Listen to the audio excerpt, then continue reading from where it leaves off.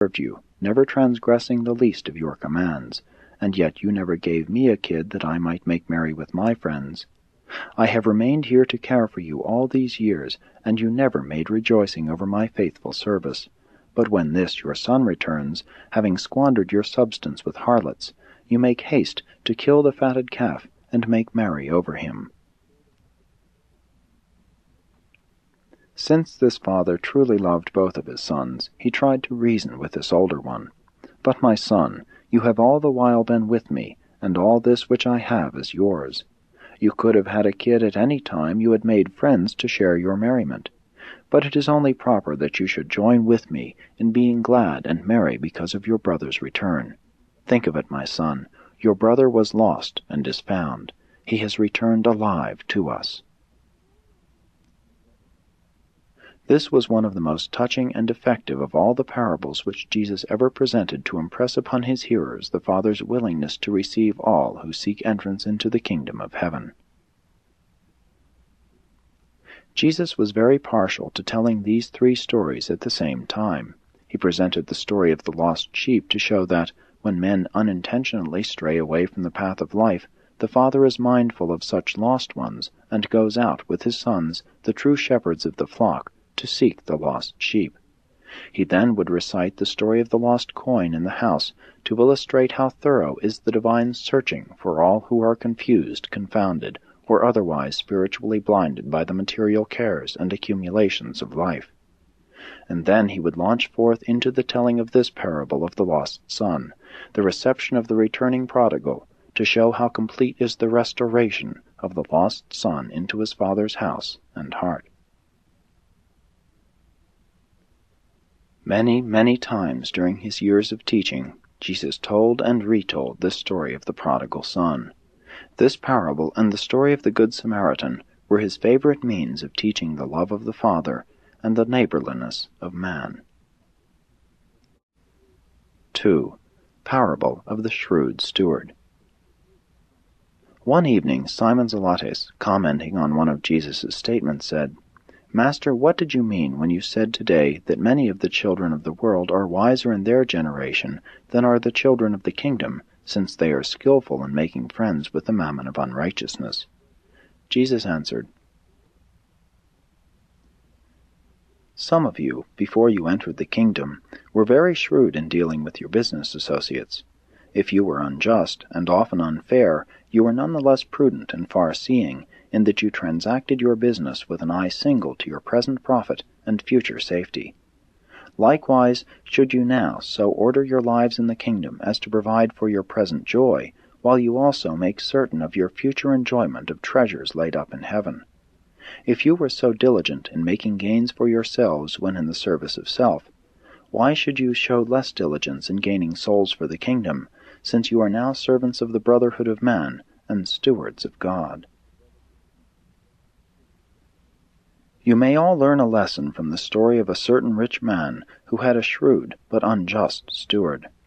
This steward had not only oppressed his master's clients for his own selfish gain, but he had also directly wasted and squandered his master's funds.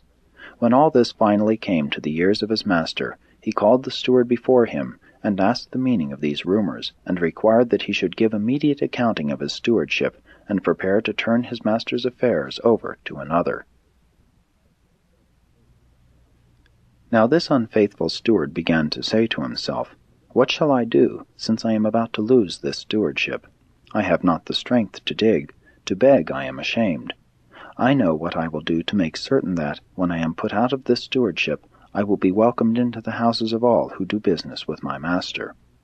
And then, calling in each of his lord's debtors, he said to the first, "How much do you owe my master?" He answered, 100 measures of oil.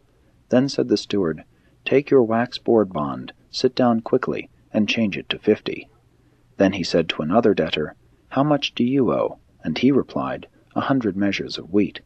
Then said the steward, "Take your bond, and write 80. And this he did with numerous other debtors. And so did this dishonest steward seek to make friends for himself after he would be discharged from his stewardship.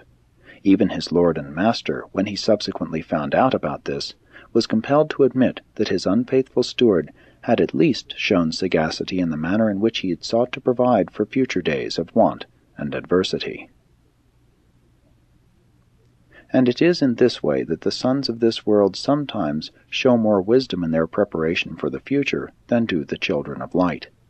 I say to you who profess to be acquiring treasure in heaven, take lessons from those who make friends with the mammon of unrighteousness, and likewise so conduct your lives that you make eternal friendship with the forces of righteousness, in order that, when all things earthly fail, you shall be joyfully received into the eternal habitations. I affirm that he who is faithful in little will also be faithful in much, while he who is unrighteous in little will also be unrighteous in much. If you have not shown foresight and integrity in the affairs of this world, how can you hope to be faithful and prudent when you are trusted with the stewardship of the true riches of the heavenly kingdom?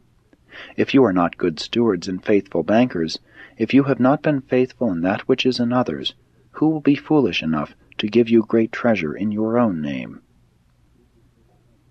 And again I assert that no man can serve two masters. Either he will hate the one and love the other, or else he will hold to the one while he despises the other. You cannot serve God and mammon. When the Pharisees who were present heard this, they began to sneer and scoff, since they were much given to the acquirement of riches. These unfriendly hearers sought to engage Jesus in unprofitable argumentation, but he refused to debate with his enemies. When the Pharisees fell to wrangling among themselves, their loud speaking attracted large numbers of the multitude encamped thereabouts. And when they began to dispute with each other, Jesus withdrew, going to his tent for the night. 3. The rich man and the beggar. When the meeting became too noisy, Simon Peter, standing up, took charge, saying, Men and brethren, it is not seemly thus to dispute among yourselves. The Master has spoken, and you do well to ponder his words. And this is no new doctrine which he proclaimed to you. Have you not also heard the allegory of the Nazarites concerning the rich man and the beggar? Some of us heard John the Baptist thunder this parable of warning to those who love riches and covet dishonest wealth. And while this olden parable is not according to the gospel we preach, you would all do well to heed its lessons until such a time as you comprehend the new light of the kingdom of heaven. The story as John told it was like this. There was a certain rich man named Dives, who, being clothed in purple and fine linen, lived in mirth and splendor every day. And there was a certain beggar named Lazarus, who laid at this rich man's gate, covered with sores, and desiring to be fed with the crumbs which fell from the rich man's table. Yes, even the dogs came and licked his sores. And it came to pass that the beggar died, and was carried away by the angels to rest in Abraham's bosom.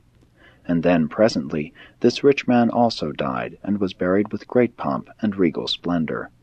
When the rich man departed from this world, he waked up in Hades, and finding himself in torment, he lifted up his eyes and beheld Abraham afar off, and Lazarus in his bosom.